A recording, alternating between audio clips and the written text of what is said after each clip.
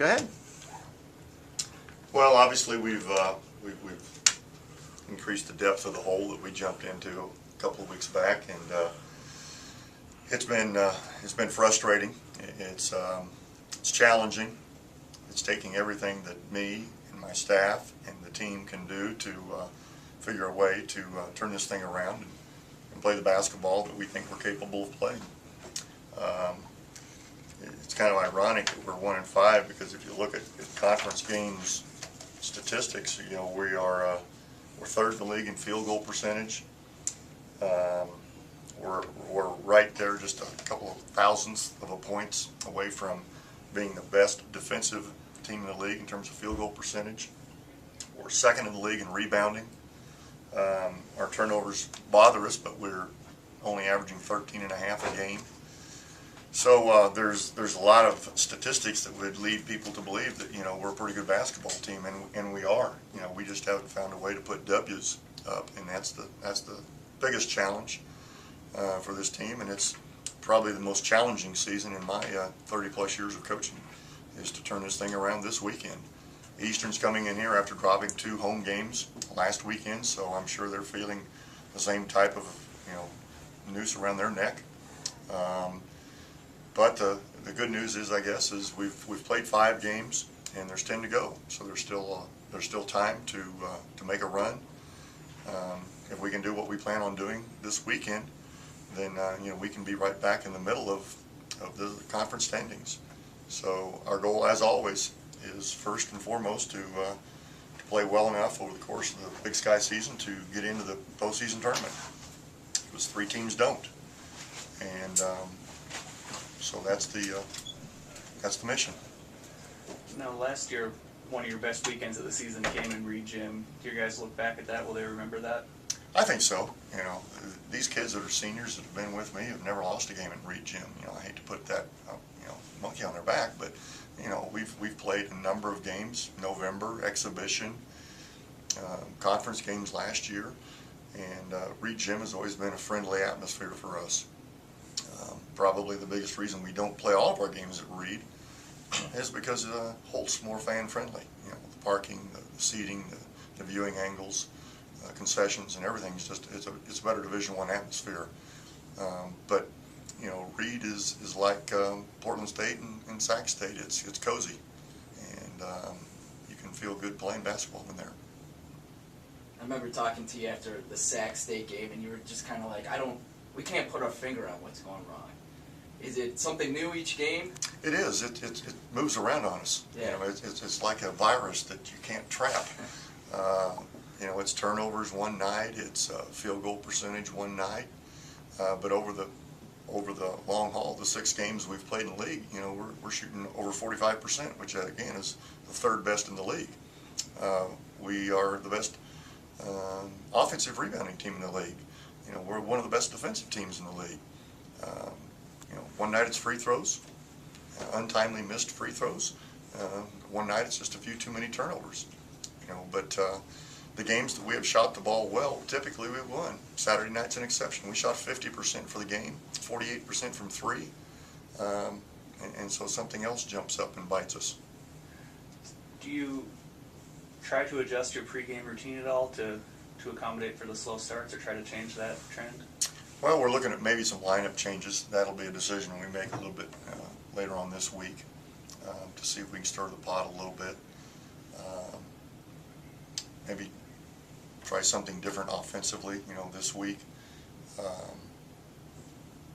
But, you know, we are what we are. I mean, we have some limitations, and we have some strengths, and we have to understand those going into every basketball game, and you know, I think we do. But I really don't fault our kids' physical effort.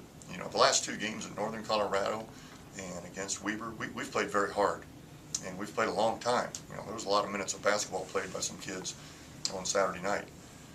I don't think we rebounded the ball poorly. We did get out-rebounded, but we didn't rebound the ball poorly. It's just that they made one more big play than we did, and it happened to be the last play of the 3rd overtime. So I don't know that we need to shuffle the cards a great deal and make a lot of changes. It's frustrating that we come out and dig holes, But even back in mid-December when we played Boise State, we jumped on them 8-0, and we still found a way to have a downtime. I think in every college basketball game, both teams are going to have peaks and valleys.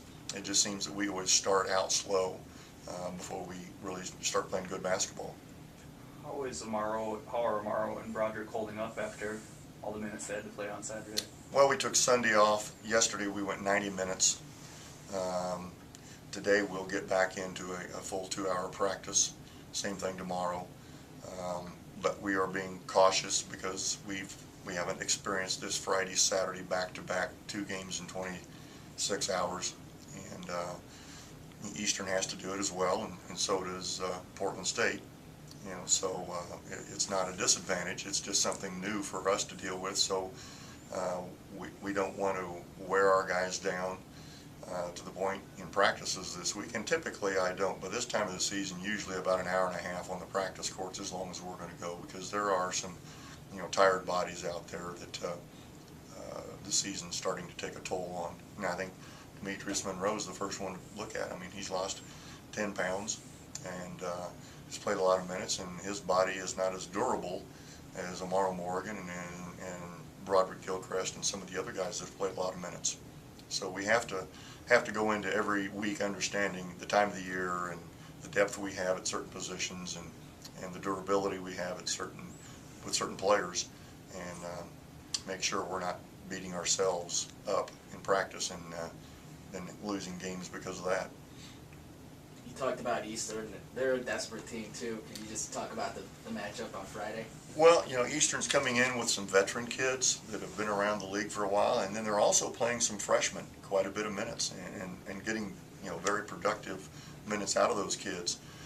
So they're a little bit different type team than a Weber State or a Northern Colorado and us, because they are playing some new guys that aren't familiar with the tough Big Sky schedule, how hard the road is and the travel. And so, I think matchup-wise, size-wise, it's a good matchup.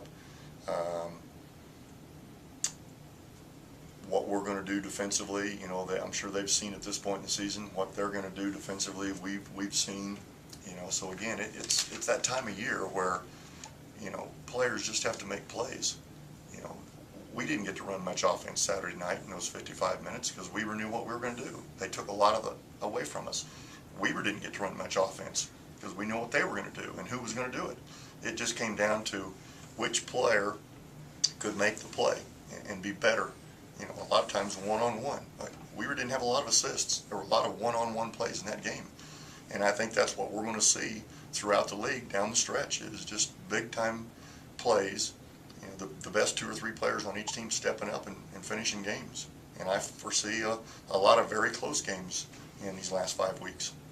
Coach, you talked about how your team is amongst the top in the conference in a lot of different areas, but is it getting, and especially you mentioned how tired they are, is it getting harder to kind of keep the guys positive right now, or what do you guys do